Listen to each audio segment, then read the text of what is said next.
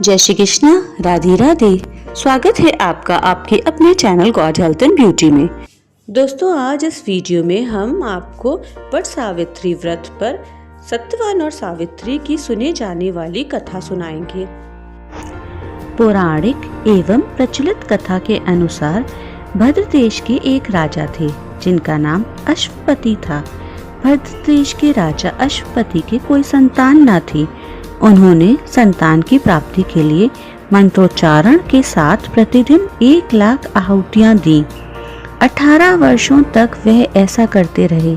इसके बाद सावित्री देवी ने प्रकट होकर वर दिया कि राजन, तुम्हें एक तेजस्वी कन्या पैदा होगी। सावित्री देवी की कृपा से जन्म लेने के कारण कन्या का नाम सावित्री रखा गया।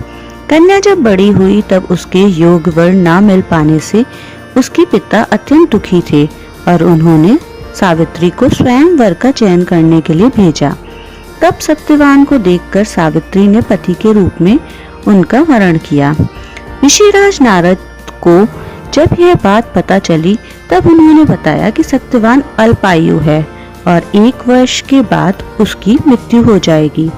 ऋषिराज नारद की बात सुनकर सावित्री ने सत्यवान के पति से कहा कि पिताजी, आर्य कन्या अपने पति का एक ही बार वरण करती हैं।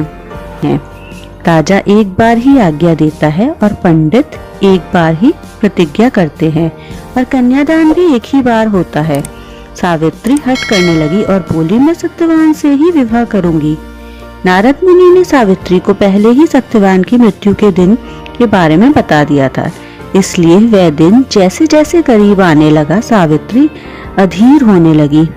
उन्होंने 3 दिन पहले से ही उपवास शुरू कर दिया। सावित्री ने नारद मुनि द्वारा कथित निश्चित तिथि पर पितरों का पूजन किया। हर दिन की तरह सत्यवान उस दिन भी लकड़ी काटने जंगल चले गए। साथ में सावित्री भी गई। जंगल में पहुंचकर सत्यवान लकड़ी काटने के लिए एक पेड़ पर चढ़ गए। तभी उनके सिर में तेज दर्द होने लगा। दर्द से व्याकुल सत्यवान पेड़ से नीचे उतर गए और सावित्री अपना भविष्य समझ गई।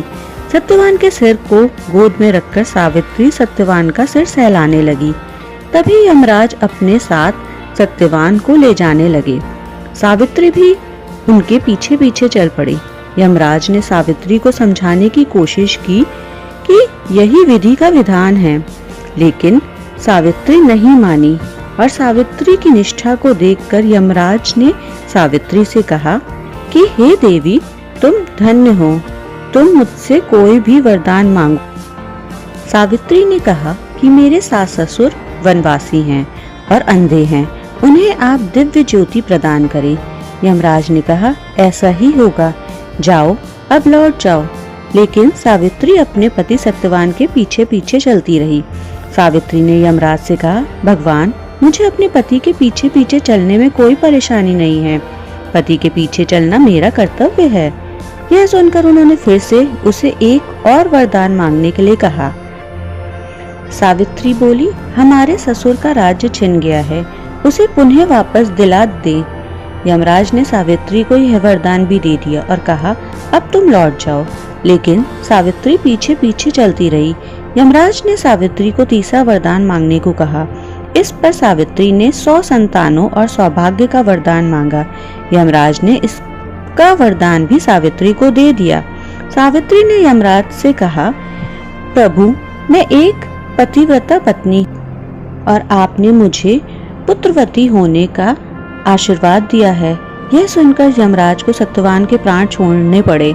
यमराज अंतर्ध्यान हो गए और सावित्री उसी वट वृक्ष के पास आ गई जहां उसके पति का मृत शरीर पड़ा था। तभी से अटल सुहाग की कामना के लिए स्त्रियां वट सावित्री का व्रत करने लगी।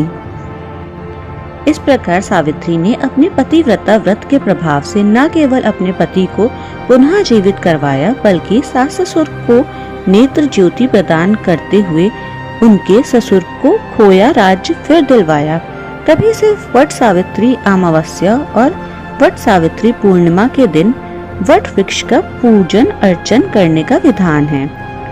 इस दिन व्रत करने से सौभाग्यवती महिलाओं की मनोकामना पूर्ण होती हैं और उनका सौभाग्य अखंड रहता है।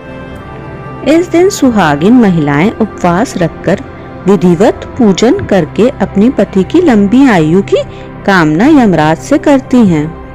तो फ्रेंड्स, आज के वीडियो में फिलहाल इतना ही। यदि आपको मेरी दी गई जानकारी अच्छी लगी है और मेरा वीडियो पसंद आया है तो प्लीज़ इसे लाइक करें, शेयर करें फ्रेंड्स और फैमिली के साथ और मेरे चैनल को सब्सक्राइब करें।